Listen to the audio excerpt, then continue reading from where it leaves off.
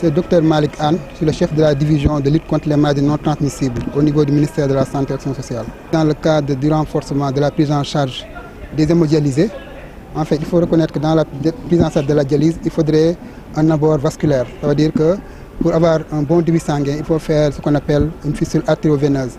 Et cela, on le fait actuellement à Dakar.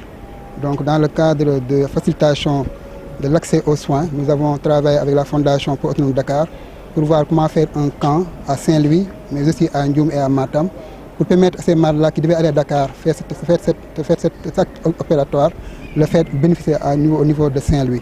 Et là, nous l'avons fait en collaboration avec l'équipe du professeur Magaye, qui nous accompagne pour vraiment offrir ces soins-là aux malades et faciliter un peu l'accès aux soins, surtout les hémodialysés, qui sont des malades qui souffrent d'une pathologie rénale chronique et qui nécessitent de faire la dialyse tout le temps. Donc c'est dans ce cadre-là que le ministère a organisé ce camp pour vraiment accompagner ces patients et les aider dans leur prise en charge. Combien de malades ont pu bénéficier de cette liste? Actuellement, le professeur va y revenir.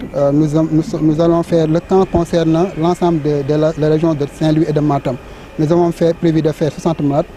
Je vais laisser le soin au professeur de revenir par rapport aux chiffres d'hier et d'aujourd'hui. Mais pour nous, c'est très important pour faciliter. Au niveau de Dakar, il y a une liste d'attente. On a pensé déconcentrer, aller dans la région, au contact des malades. Et cela, grâce à l'appui de la Fondation pour Autonome Dakar, nous avons pu réaliser le camp de Saint-Louis et nous comptons poursuivre ce périple. Ces aspects techniques, je laisserai le soin au professeur d'y revenir. Je suis le professeur Magaye, donc je suis chirurgien vasculaire. Travaille à l'hôpital Fann et au CHU d'Abass Ndao, au centre hospitalier d'Abass Ndao. Et le nombre de malades concernés par cette activité?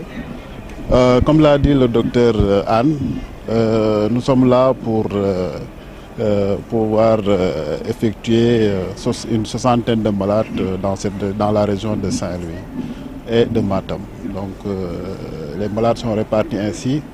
Une vingtaine de malades à Saint-Louis, une vingtaine de malades à Ndioum et une vingtaine de malades à Matam. Alors c'est quoi la différence entre ce que vous venez de faire et ce qui se faisait avant par rapport aux hémodialysés?